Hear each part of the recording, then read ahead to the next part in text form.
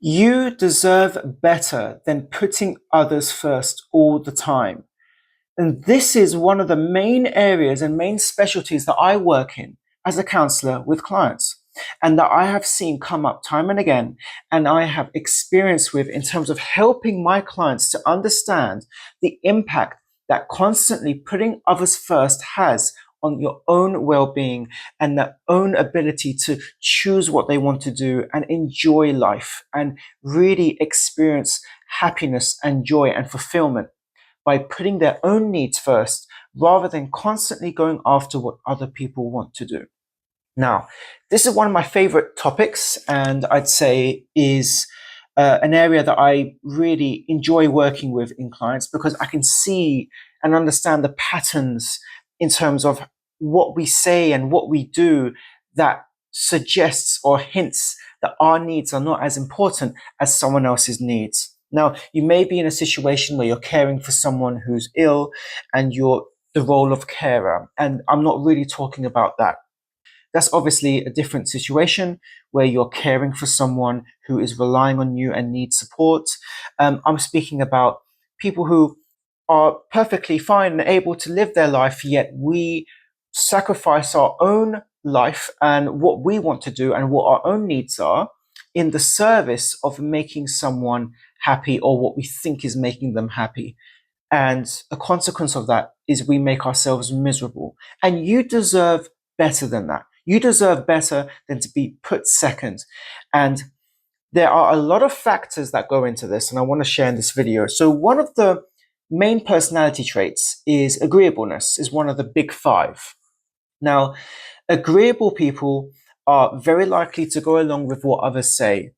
So if you have a high degree of agreeableness as part of your personality profile, you are less likely to engage in conflict. You are less likely to assert your needs. You're more likely to go with what other people say. Whereas on the other end, if you're highly disagreeable, then you will speak your mind, even if it's an unpopular decision. You will not be fazed by conflict. You'll say how you feel or what you want, even if it goes against what someone else or a group of people want. So that's why typically people with a high disagreeable profile in their personality type tend to be leaders in organizations because they make decisions that are unpopular. They're not fazed by pleasing people. They just make decisions and they go for it. So it's perceived as a sign of strength, being disagreeable. It can be in a business setting be seen as a sign of strength because you have to make decisions that are unpopular and you can get things done and you're not fazed by people disagreeing with you. So you can enter into conflict. Whereas if you're highly agreeable, conflict can even feel quite uncomfortable. You don't want to engage in conflict. You don't want to step on anyone's toes. So therefore, it's just easier to give into what the other person wants, because what's more important is that the other person is happy and that I do not engage in conflict. So therefore, I'm prepared to put my own needs aside to go along with what the other person wants.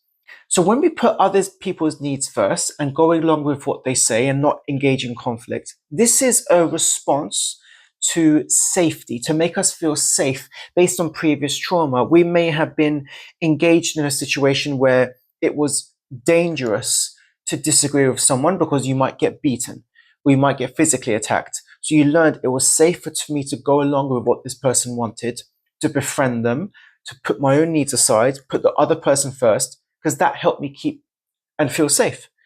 And we learn that and we bring it into the world and we move out of that environment and we start to get into our own relationships. Yet we have this constant need to put other people first because we've learned this is how you feel safe. If you go against that grain and start to put your own needs first, now you're entering into a dangerous territory, because remember, when you put your needs first or you said how you felt, you got hit, you got hurt. And your body wants to protect itself from happening. So the body doesn't really have any concept of time. You can remember a memory and a feeling from 20 years ago as if it's happening right now, or as if it was just happening yesterday. The body doesn't have an awareness of this was 20 years ago, we've moved on since then. So this is where you have to come in to, work with yourself and stay with the feeling and understand what need the feeling is communicating and what you need to do. But the reason that you deserve better than putting people first is because You might think, well, it's a good thing to put people first. You're making them happy and you don't engage in any conflicts. Well, the problem is you are neglecting following your own genuine path, because your own genuine path to life fulfillment is dictated by your true, honest values and needs. When you put those aside in service of someone else, you are pleasing another person in order to perhaps feel safe, or in order to avoid conflict, in order to achieve this need you have, but it's coming at the sacrifice of you being fulfilled. And it's bleeding into your relationships, and you're never putting yourself first, and you're even feeling resentful at the fact that you are putting so much effort into looking after someone else. No one is reciprocating the favor, because the problem is when you do that, people perceive that as, this person is so loving, is so giving. They don't have any needs. They've never shared with me that they're vulnerable. They've never shared with me that they have needs. Because you don't. You've learned as a people pleaser, and I don't actually like the term people pleaser. I think it just sounds quite negative. As someone who seeks validation externally. Now just think, if you do seek validation from other people, think about how it feels when you don't get that validation. How does it feel? You start to suffer. There is a void that happens, like you want more, you want validation, you want to feel good. You start to feel bad about yourself, and the way to feel good is to please other people, to be there for them in order for them to give you that praise and to give you that fix, if you like, the emotional fix. But that's not the long-term solution, because outside of your body, everything's fine. This person's living their life, that person's living their life. Everything, when you look in your environment, is fine. Yet inside your body, you're suffering. And you are trying to patch that up by getting praise from these people, which feels good in the moment, and then it runs out, because that is not enough to fill the void. The way you feel good about who you are is to generate it from within. And the way you generate those positive feelings from within is to believe your worth, to see what you are worth, to understand these feelings you might have of being inadequate or not being good enough or having to be there for other people so you feel good. These feelings you have, what is the need underneath that it's trying to communicate? What do you get? Are your needs met by being there for other people and putting yourself second? So these are the questions you have to ask yourself.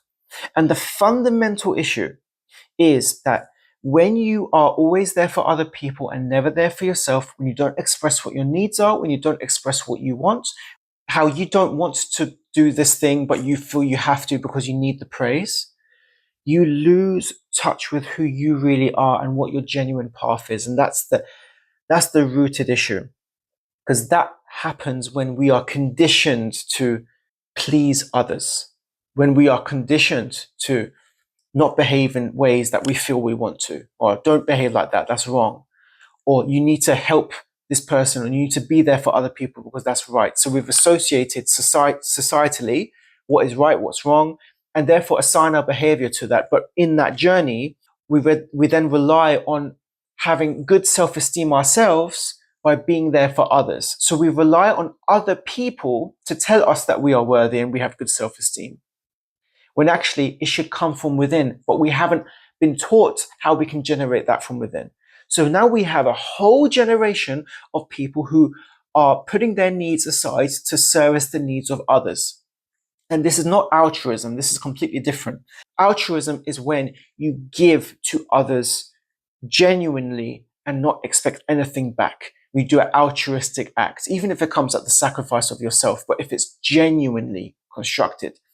And what I'm talking about is us seeking external validation that is not genuine. Because if you ask what you really need, that is not it. You have needs that are unexpressed and that you're suppressing because you've learned, is it more important for me to do what this person wants than to be there for myself? Hence the term people pleaser. Jimmy is always there. He's always going to help out. We don't need to worry about him. So it gives this false impression of strength, that he's always there for other people, or he's got it figured out, when in fact, he does not. He's relying on being there for others to feel good because he doesn't feel good about himself.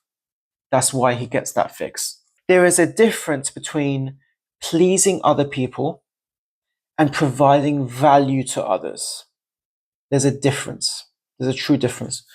You want to showcase the true value that you have and share it with others. But the way you do that is to understand what your value is and put that first. It's like putting on your own oxygen mask in the plane before helping someone else.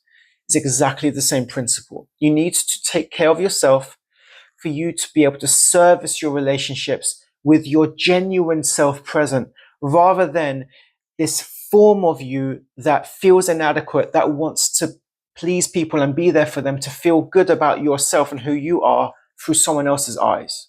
So you're relying on the external to feel good internally.